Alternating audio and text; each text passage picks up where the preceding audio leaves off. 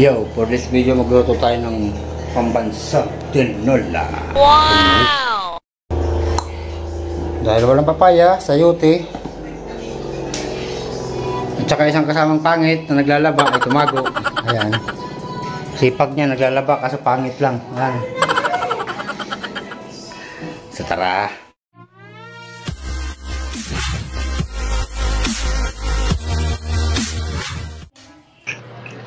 So yun na guys, dahil sa wala tayong papaya ay sayote ang ating gagamitin, at syempre una sa lahat ay babaltan natin yan. At dahil na rin nga sa ako ay mainipin, so gagamitin natin ng isang matindihang magic.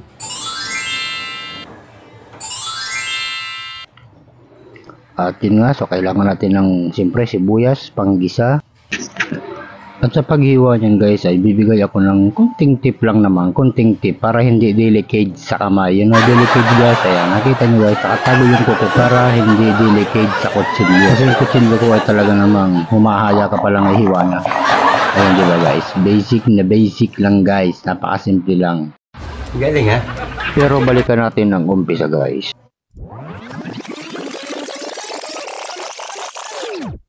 Alam niyo ba mga master, noong taong 1887, ang tinola ay siyang isa sa pinakasikat na pagkain at inihain sa hapagkainan o salo-salo ni Kapitan Tiago, at nagustuhan din naman ito ng kanyang mga panauhin. At ang nagluto nito ay si Julia. Si Julia na anak ng mga elitistang katuto ni Don Tiago. Alright. So, back to the gimbal nga tayo mga master. Ayan, mayroon na tayong luya. At syempre, mayroon pa tayong paminta. At ang luya ay nagkawasak-wasak na. So, ayan guys, nakita nyo unang nalaglag ang sibuyas. Syempre, lulutuin natin ng maayos yung sibuyas na yan. Para naman, syempre, maamoy ng kapitbahay, maramdaman nilang masarap yung ulam natin guys. So, ayan, ang isusunod natin ay ang luya. Di ko alam kung tama ba o baliktad yung ginawa ko. Ayan, pakicomment na lang mga master, no, dyan sa comment section natin kung ano nga ba pinagagawa ko rito guys. Dahil si Julia ay hindi ko nakilala sa totoong buhay mga master, kaya hindi niya ko naturuan. So ayan, ilalagay na natin yung manok. Ayan. At pagkatapos nga niya na ilagay na natin yung manok, ayan, kailangan lamang ay haluin ng may pagmamahal mga master. Siguro nga yan ang sekreto ng mga magaling magluto. Ayan, may dahon tayo ng sili at siyempre maglalagay na tayo ng paminta. At pagkatapos ng mailagay ang paminta, lagyan naman natin ng isang timbang tubig.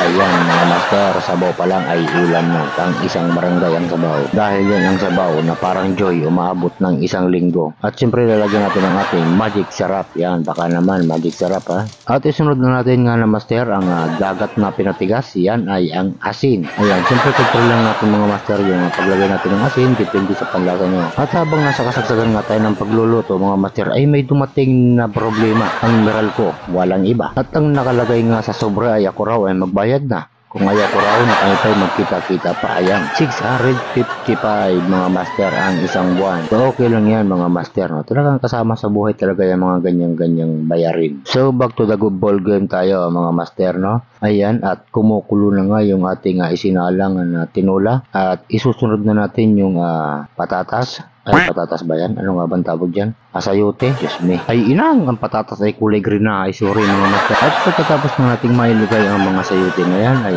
tatakpan natin yan. At pagkatapos ay hintayin natin kumulo ulit pagkalipas ng 5 taon mga master. At kapag lumambot na nga ang sayote na yan, ay isunod na natin ang malunggay. At di ko rin alam kung yung iba ay naglalagay ng malunggay o baka ako lang. Pero mas gusto ko talaga ang mayroong malunggay. At pagkatapos nga mailagay ang malunggay, ay susunod naman natin ang dahon ng sili. At kung sa tingin natin ay malapit ang maluto ang ating nilulutong tinola, ay pwede na nating ilagay ang sili na malaki. Ayan, siling haba. Pero may iba naman na hindi naglalagay ng siling haba. At pagkatapos nyan ay hintayin lang nating maluto ang sili na ating inilagay. At pagkatapos ay digmaan na. Sa isang banda ay nakita kong aking anak ay inang nanguhuli ng hangin. Thanks for watching mga master, and please subscribe my channel.